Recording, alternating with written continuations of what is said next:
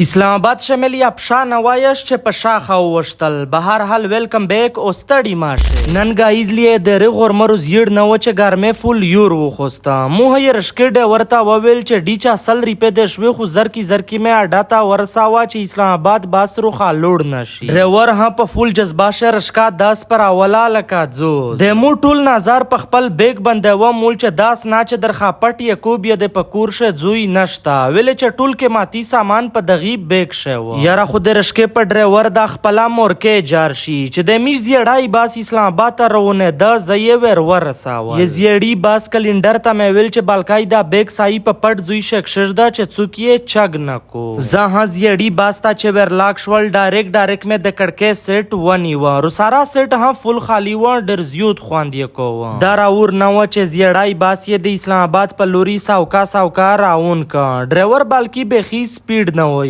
ستیمو ها پزړه شه آساندر ورته شریک را چې و مخشه ډورا په سپیډ یې ولا مول چې کوند نه کا چیرې زړه ته د کیسا ورلوي دا چې لش سپیډ وای بل یې مو خو ژغ دې کا یور تو سه غوړې چې تو سه خپل خوش ډیچ په یوټیوب شه کامیاب شي بیا ویس په ویس یې مو یوټیوب چینل در سره فالو کې دا غاز بیا په جامع یت نشي اسلام آباد ته چې ورسدل کني دولتا ای د غنکا پونه پروډک کیس کړل چې وج د میش غونډه ساده خلک ته په انتظار وي دولتا یو کاس چې څرنګ زولې دل ویل چې خان دل روشا پلایا مې کینا درکاوي بیا یې میژه غونډه ساده خلک ته چې پلایا مې کینا ملاویږي بیا یې میژه نا صبر چیرې شي مو ډایرک ورتا ویل چې بیا څه شي صبر کې خو ډایرک مې کینا روکاوا ویل یې چې خالی مې کینا هن دی کای مې کې په ډیبی ش ټوکن درتا و ته بیا 3000 روپے انعام هدر کی د کمپنی د طرفه زفل خوشول شول مول چې چامیندا یا تو سه خپل خوش ډیچ میندا ورتا ویل مې چې ډیچا ډایرک یې مې کې ډبای خلاصاوا خو زه خالی وی لاګ زنه جوړاوه کدای شي ریپه ها په شووزی بیا وزه شیر حق ویل چې یوانا 2 لاک خو جوړه کا خو یو ر و 1000 ریپه روکا چې زئی خالی رو سرا ونسا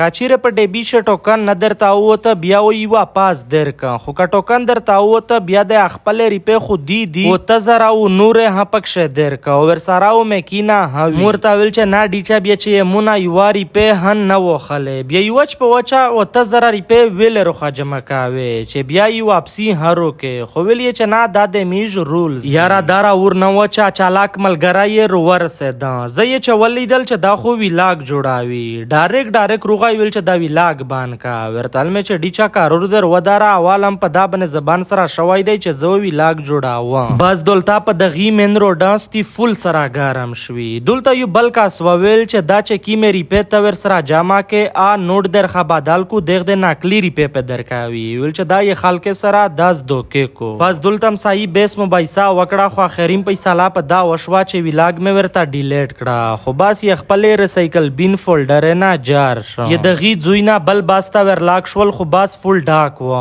موه پس رشه ویل چې اغ بالکای چې دوره بیک نه کو درخه پټ نظر مې فول په بیک بنده و دوله دلیلن دوره مې نه کاول یې دغی باس په خپل سټاپ بنده کیسټل بیا دغی سټاپ نه بلا سوزاکې تا ور وخاتل دغه سوزاکې لار هاستل سیټی تا ورساول ان شاء الله نن شپه مې په هاستل سیټی بنده دو وزیر مسجد دا وړې ورمړې بټانه مروته بنیڅه کونډه خټکه سلیمان خله بلکې ټوله پښتانه خپل ژبه سپورټ کې خپل خوش ډیج سپورټ کې ډیر مننه ډیر شکریا